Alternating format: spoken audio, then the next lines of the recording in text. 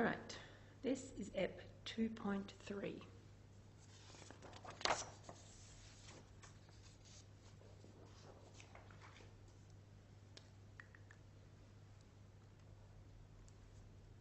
Now recall, we were talking about arguments. An argument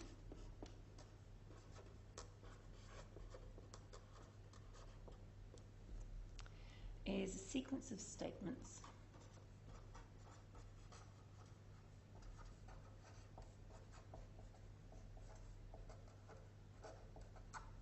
followed by a conclusion.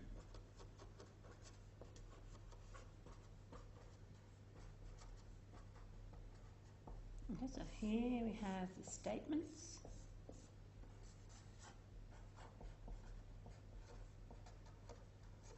Or sometimes we call them propositions. And here we have the conclusion. Usually we write 3 dots like that to mean therefore. You may have seen that before. So, here is our argument, statements, conclusion. If we have statements with actual sentences in them, then we've got statements. If we just have letters waiting for the statement, the actual words to go in, then we have a statement form. If we just have the letters, we have an argument form. If we have the actual statements, we have an argument. Now, what we really want to know is whether it's valid or not. An argument is valid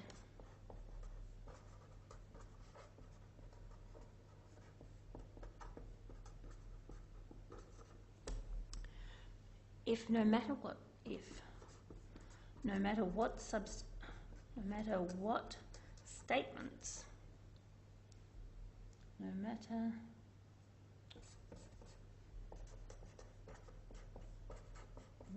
statements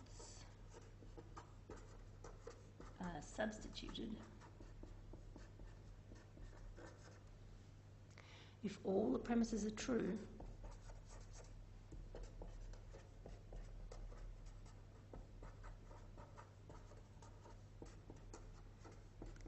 then the conclusion must be true.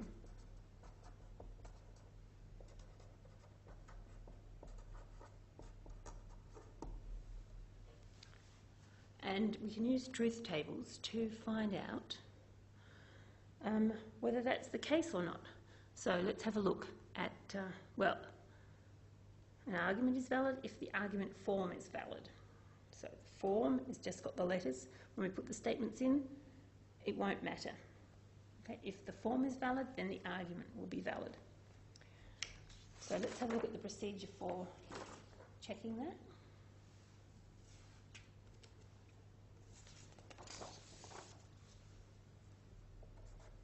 Okay, so procedure for testing if an argument is valid. And I think you'll find this on page 52 of the book. Procedure for checking if an argument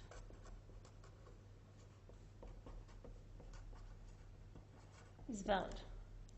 1. Identify the premises and the conclusion.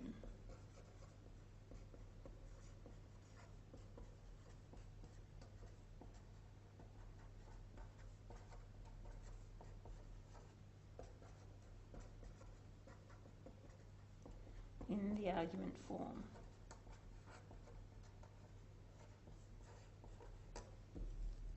2. Construct a truth table.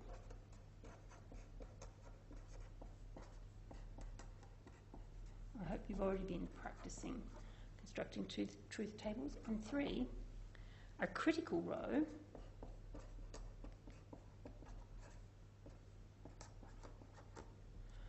is a row that has all the premises true. If the conclusion in all critical rows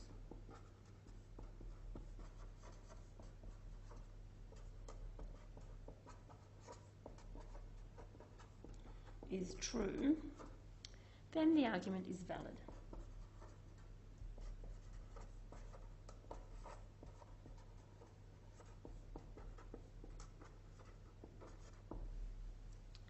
If there's a critical row that has a false conclusion, so all true premises have got a false conclusion, the argument is invalid. So we'll put a little note here. Note. If a critical row has a false conclusion, the argument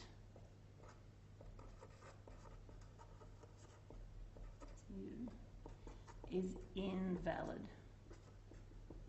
because a critical row has all the premises true. So if we have all the premises true and then the conclusion is false, an invalid argument. To have a valid argument, we need all the premises true and the conclusion true. Every time we put a statement in, it doesn't matter what statements you put in, so long as the statements are true, then the conclusion must be true. So let's have a look. So right at the beginning of section 2.1 we had an argument. Let's see if that is a valid argument. Okay, so we looked about program syntax and whether you were dividing by 0, and the argument form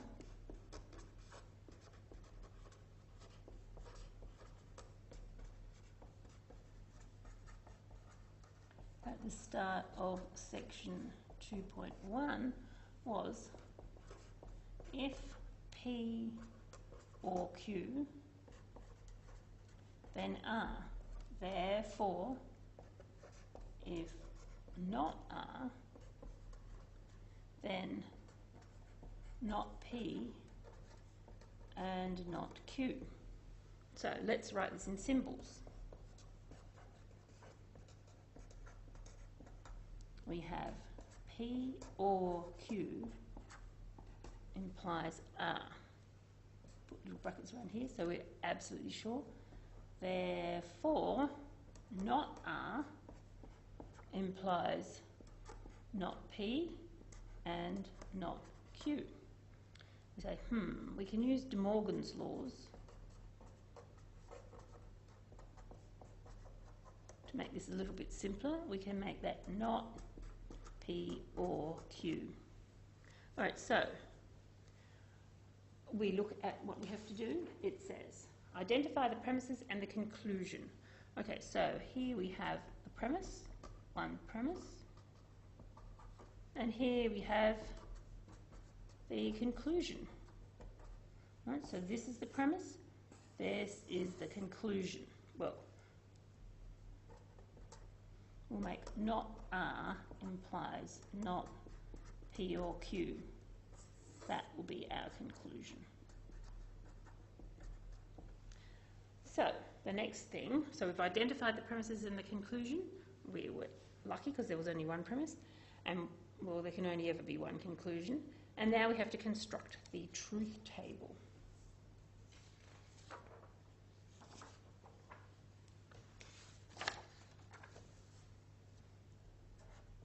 All right, so what are we going to do to construct the truth table? Hopefully you've been practicing this, but I decided to do it right from the beginning so you can see how it goes. So we draw it up. We have P, we have Q, and we have R. Those are our three statements. And then we have P or Q, and we have not R, and we have not P or Q. And finally, we have not R implies not P or Q. And I have left one out. All right, I'll divide this into two. This one is not R. This one is P or Q implies R, because that is our premise. Now, we've got to have 8, because with 3 statements, we've got to have all possibilities. So remember, 2 cubed is 8, because P can be either true and false, Q can be either true and false, R can be either true and false. 2 times 2 times 2 is 8.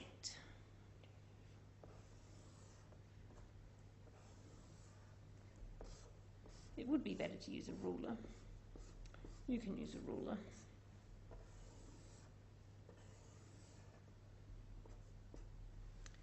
Okay, so how do we draw this up again? We've got to get all possibilities.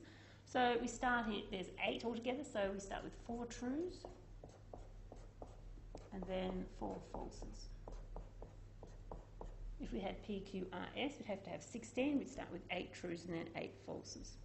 And now we have 2 trues, true, true, false, false, true, true, false, false. And R, we have true, false, true, false, true, false, true, false. And if you look down here, you'll see they're all different. And we've got 8 of them, all 8 different. So now we want to have P or Q. P or Q. So we only need to have one of P or Q to be true. So we look here at P and Q, both are true, both are true, one is true, one is true, one is true, one is true, and when both are false, P or Q is false. And now we have P or Q implies R.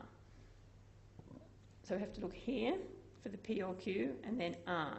Now remember, if we have a true P or Q, and we want R to be true, that will be true. But if we have true and it goes to false, that is false. That is true, that is false, true, false. Now, but when we have false starting here from if something then something, if it's false, well, it can be true, because a false thing we can get anything. If we start off making a false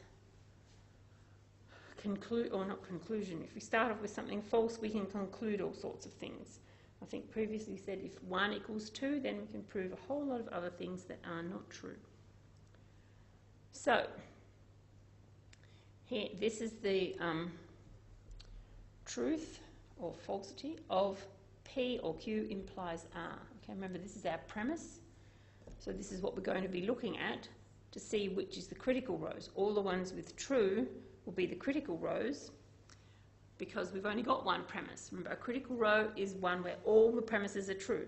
Well, with only one premise, we only have to look at one row. Now here is not R. Okay, so that is the opposite of R. So that is false, true, false, true, false, true, false, true. Not P or Q. Okay? Here's P or Q, we just have to change it.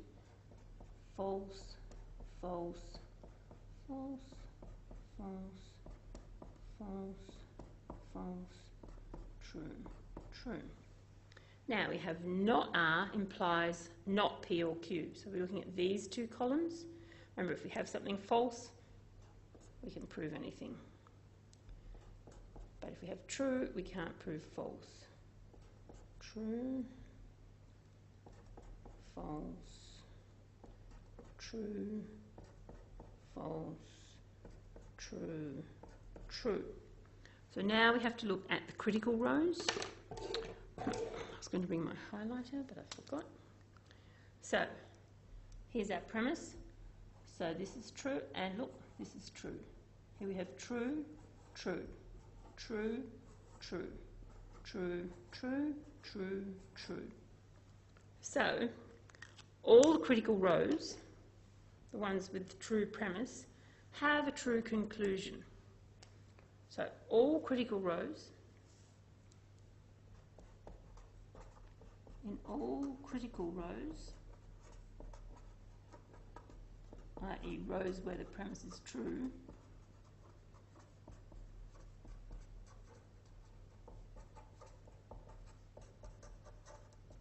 or all the premises if we had more than one, but in this case we've only got one, The conclusion is true.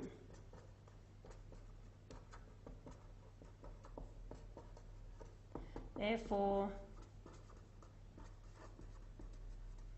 the argument is valid.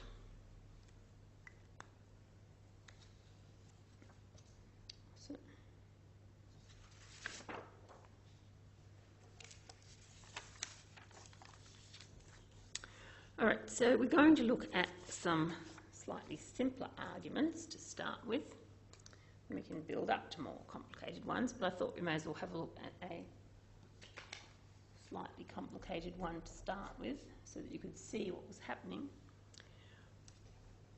So, I think we've had this argument, or something like this argument.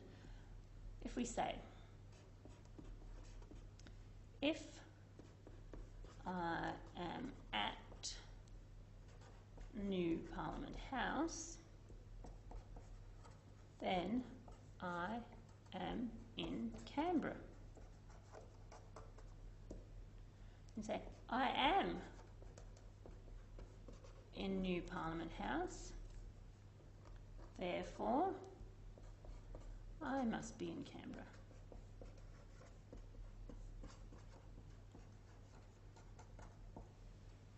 Okay, so let's put it into letters.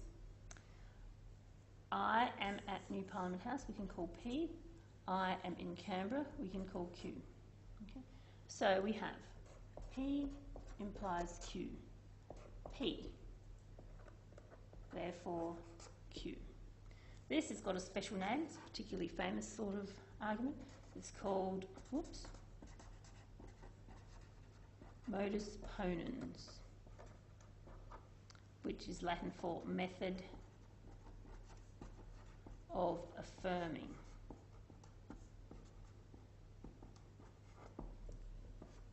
Okay. Any argument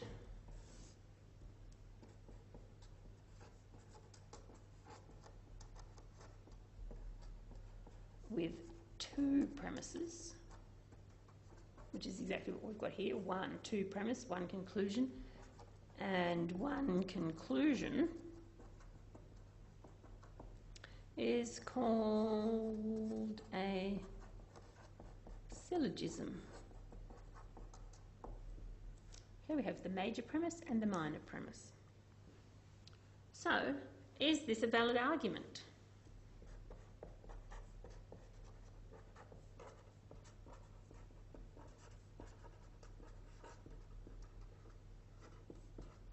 Well, we will again draw up the truth table and see.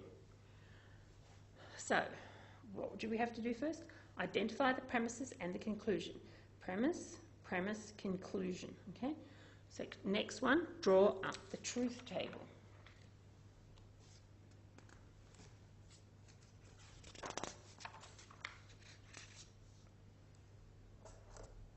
Okay, so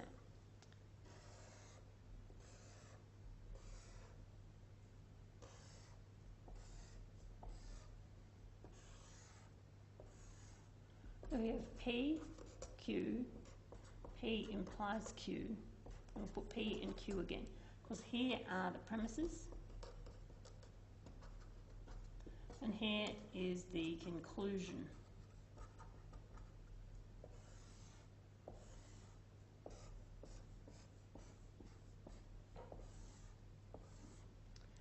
So we've only got 4 this time, so we go true, true, false, false, true, false, true, false. All right, P implies Q. Both are true, so this is true.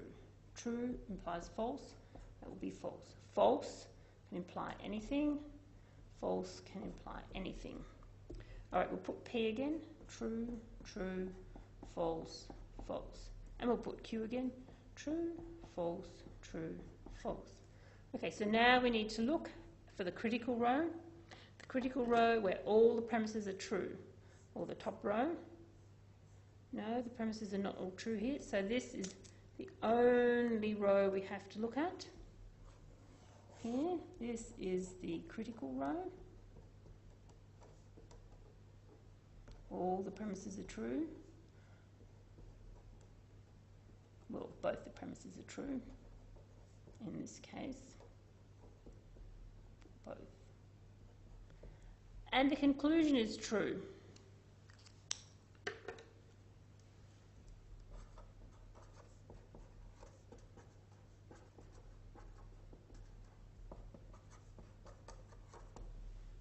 Okay, therefore, modus ponens is a valid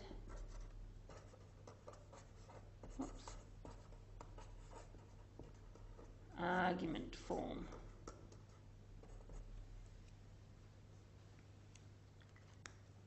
All right.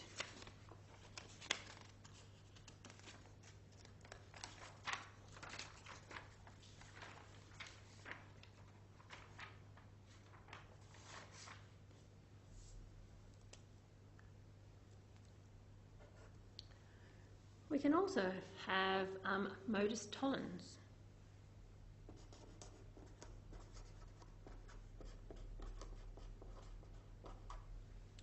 Which is the method of denying, I think, or something like that. All right, what do we have? All right, if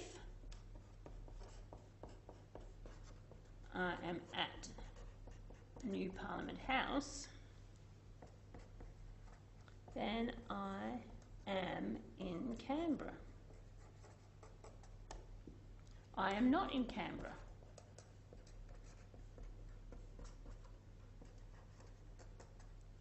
Therefore, I am not at New Parliament House. So, again, this one is P, this one is Q. We have P implies Q, not Q. Therefore, not P. So here we have the two premises. And here is the conclusion. Okay. This also is a valid argument, so a little exercise for you. Show this is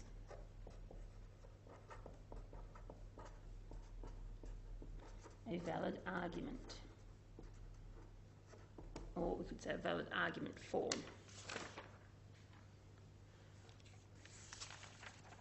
Now, what other types of valid arguments are there? Okay.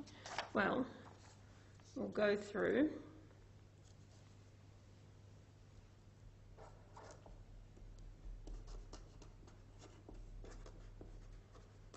what other valid arguments are there? Well, lots, obviously, lots and lots and lots. However, because they could get very complicated, but some simple ones. So we can have a generalisation. This is called generalisation. And we can have two sorts. We can have P, therefore, so one premise, P, therefore P or Q. Okay, suppose I said I watched the basketball, therefore I watched the basketball or the tennis. Or we can have Q, therefore P or Q. I watched the tennis, therefore I watched the basketball or the tennis. Sometimes it can be helpful. It seems a bit silly, but sometimes when you're trying to make an argument, it could be helpful. Specialisation.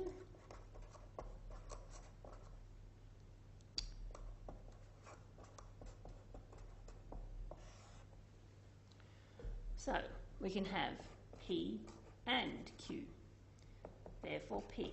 I watch the basketball and I watch the tennis, therefore I watch the basketball. Or P and Q, therefore Q. I watch the basketball and I watch the tennis, therefore I watch the tennis.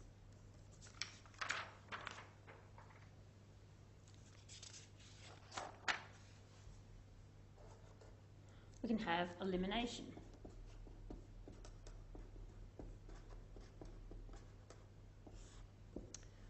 We can have P or Q. Not Q, therefore P. Okay. I watched the basketball or I watched the tennis. I didn't watch the tennis, therefore I must have watched the basketball. We can have P or Q, not P, therefore Q. I watched the basketball or the tennis. I didn't watch the basketball, therefore I must have watched the tennis. Transitivity.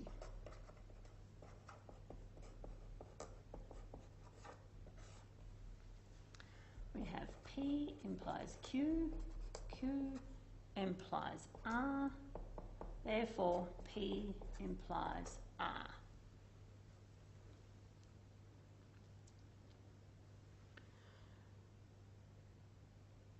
What did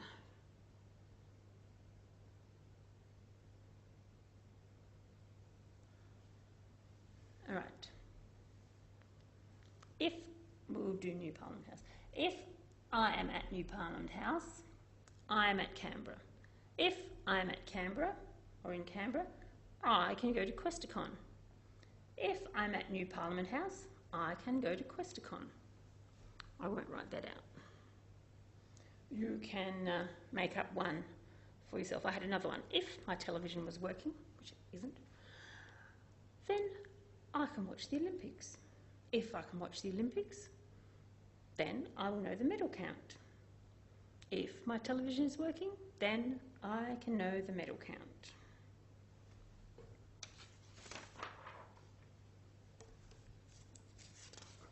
Because they're bound to talk about it all the time on the Olympic coverage.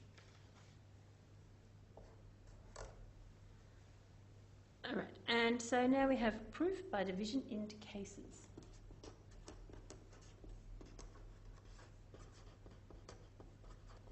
In the next chapter, no, not in the next chapter, in the chapter after that, chapter 4, we will be looking at methods of proof, and so some of these will be useful to do then. Proof by division into cases. Okay, so we have P or Q, that's our first premise. I'm either at New Parliament House or I'm at Questacon. P implies R, Q implies R. Therefore, R. Okay. I'm either at New Parliament House or at Questacon. If I'm at New Parliament House, then I'm in Canberra. If I'm at Questacon, then I'm in Canberra. Therefore, I'm at one or the other. I must be in Canberra.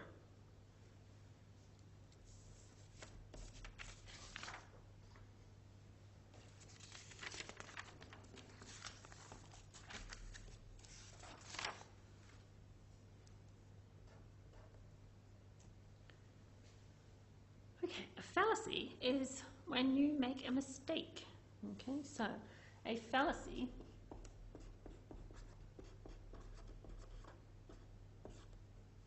we'll write that again.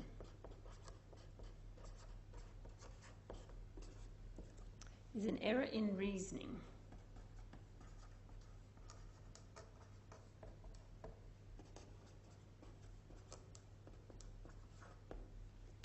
That results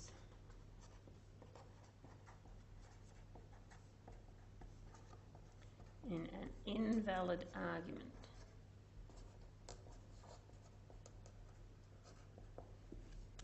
So 3 common ones.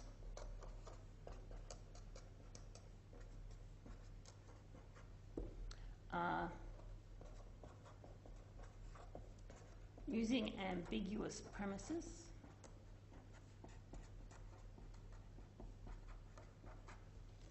All right, now you might not realise they're ambiguous. You might think they're fine, or you might know they're ambiguous and choose to use them. You're thinking they're not ambiguous, but if you use ambiguous premises, then you will understand one thing, someone else will understand something else, and that can result in problems. Using circular reasoning.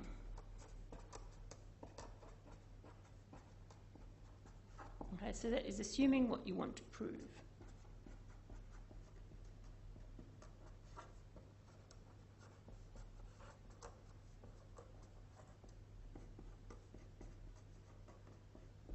And jumping to conclusions, okay, without adequate grounds.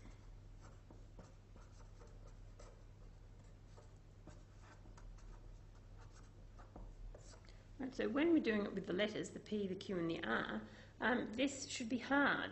However, once we get up to chapter 4, when you have to actually prove things, all of a sudden we won't be putting the letters in. Once we've got used to using the letters, we will stop using the letters and actually do proofs. But we need to know what we're really doing. And you think that you wouldn't be able to do any of these, but actually it's not that hard. So that's why we have to go through all this, so that you won't do anything silly. Alright, but there are other errors which we can talk about. So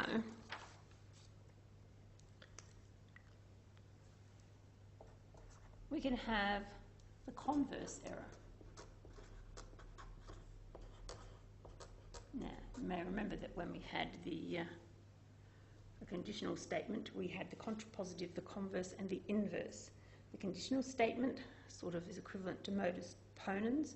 The contrapositive is sort of equivalent to modus tollens. Now we've got the converse error. This is also called affirming the consequent.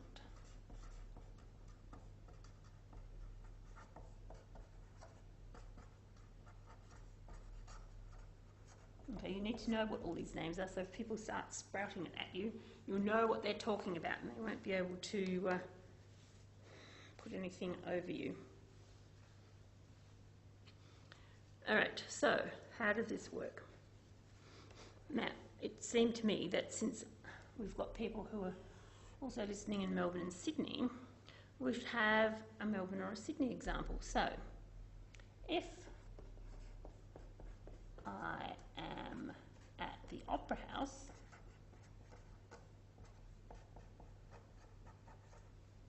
then I am in Sydney.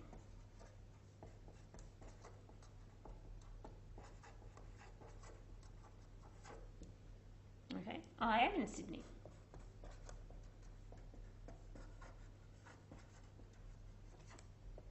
Therefore, I am at the Opera House.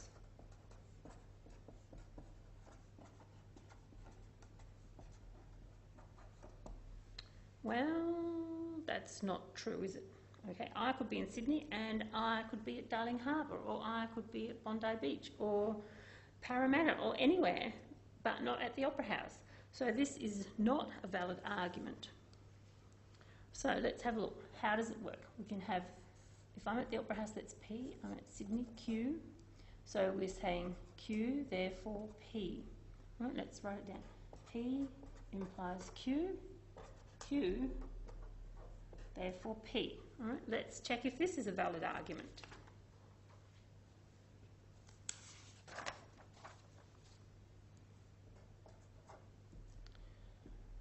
So we've put P, Q. We have P implies Q, and then we can have Q and P.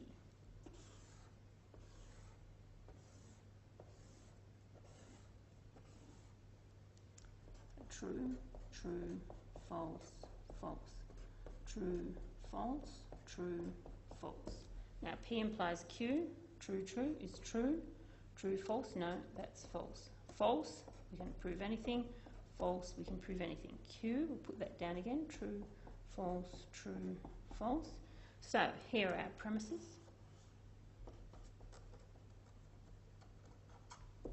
And now the conclusion. True, true, false, false. Okay, let's identify the critical rows. Here we have two premises true. Here we have two premises true. Okay, here the conclusion is true. Not. Okay, so critical row. Critical row. But in this critical row, the conclusion is false.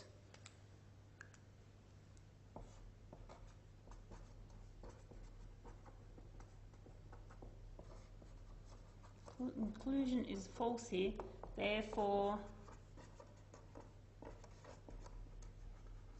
the argument is invalid. Now we could see by thinking about it that it was going to be invalid, but this formally proves that it is invalid. Fine.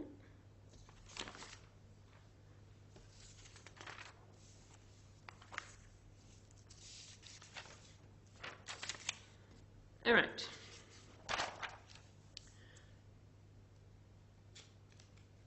Now we can have the inverse error. You can probably guess what this is.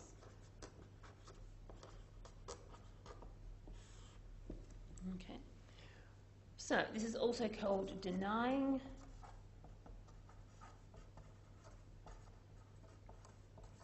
the antecedent.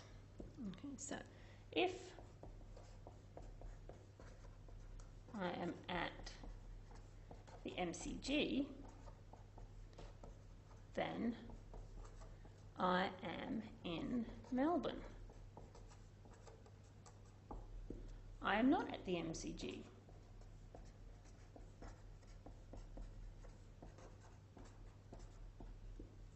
Therefore, I am not in Melbourne. Well, I could be. I could be anywhere else in Melbourne, just not happening to be at the MCG. So, this is P implies Q, not P, therefore not Q. Okay, so, exercise. Show this is an invalid argument.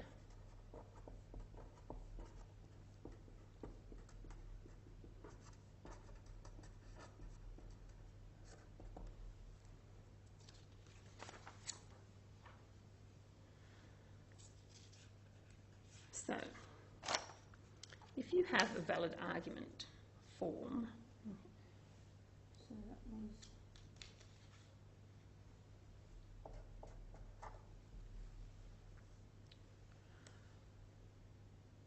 so if you have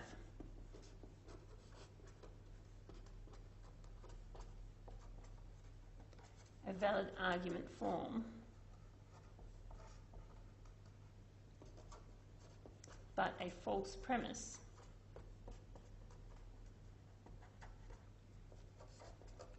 you can still get a true conclusion or a false conclusion.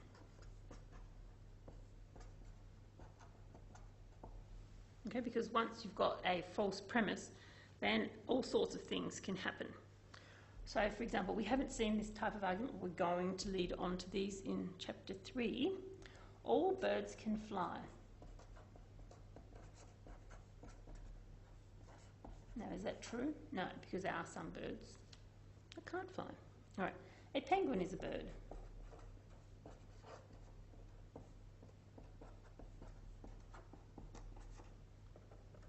Therefore,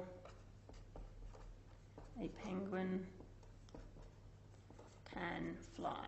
Okay, so we have false premise. Not all birds can fly. Okay, because false conclusion.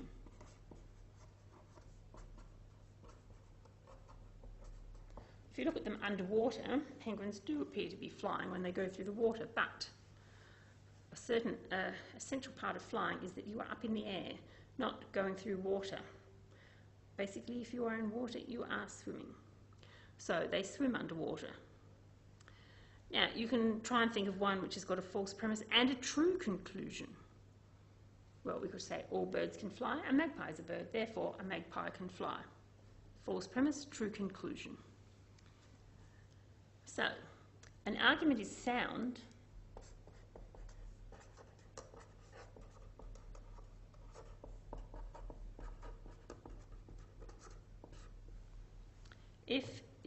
if and only if. Remember, we can write that I double F. So if you see I double F, it means if and only if. It doesn't mean someone has got the spelling wrong. If and only if it is valid,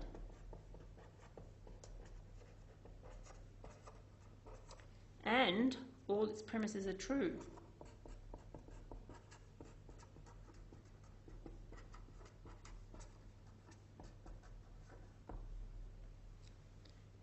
If not, if it's not sound, if it is not sound, we say it is unsound.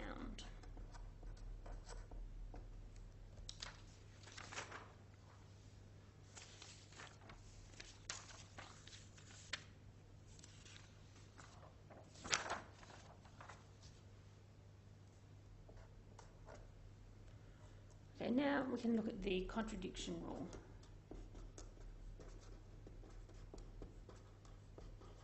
Now we saw before that a contradiction is always false.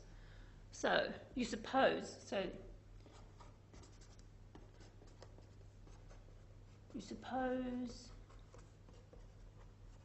that P is false. This leads to a contradiction.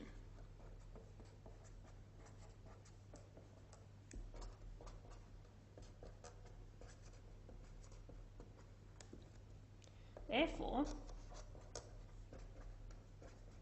we conclude P is true. Okay, this is called proof by contradiction, and it's a particularly useful method of proving stuff. So let's write that down in symbols. We have not P implies contradiction, therefore P. Okay, we can draw up the truth table. We're going to have P, not P. Of contradiction, not P implies contradiction, and P. Okay, because here's our premise, and here is our conclusion. True, false. This will be false, true. Contradiction, always false. So not P implies C. False, that can be anything. That is false. So here we've only got to look at this. P, true, false. So here we have, in the critical row, a true premise and a true conclusion. Therefore, we have a valid argument.